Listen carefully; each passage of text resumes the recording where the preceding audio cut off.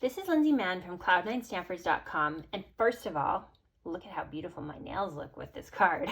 Second of all, we're going to make a card in some non-traditional Christmas colors using Stampin' Up's rainbow glimmer paper. So let's get started. If you're watching this video in conjunction with the All That Glimmers class from October 2020, then you will have received this kit in the mail.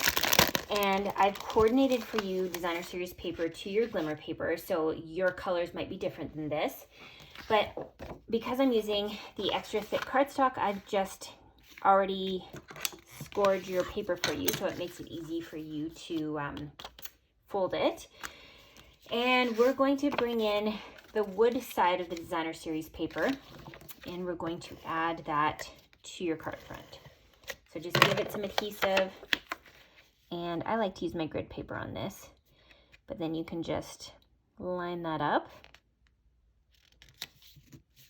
If you run into problems where things are a little bit over, which sometimes happen just from cutting error, you can use your paper cutter or your snips to go ahead and trim that off. Okay, next we're going to bring in the pre-cut, oh, that looks so pretty, the pre-cut trees and circles.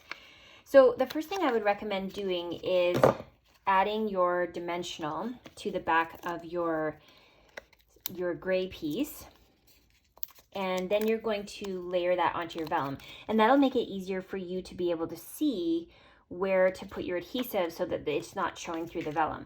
So now you can go ahead and add adhesive there, and it's going to be hidden by your gray piece. So we'll just go ahead and stick that onto our card front.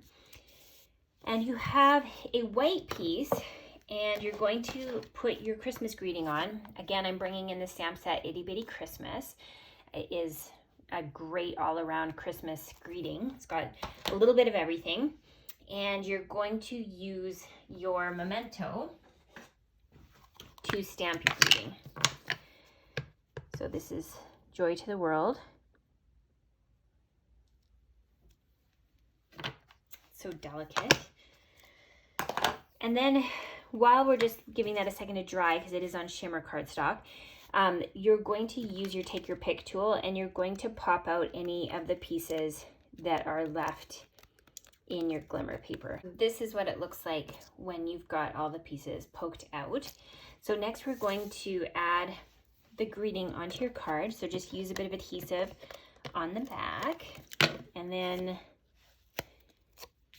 kind of tuck it underneath like that.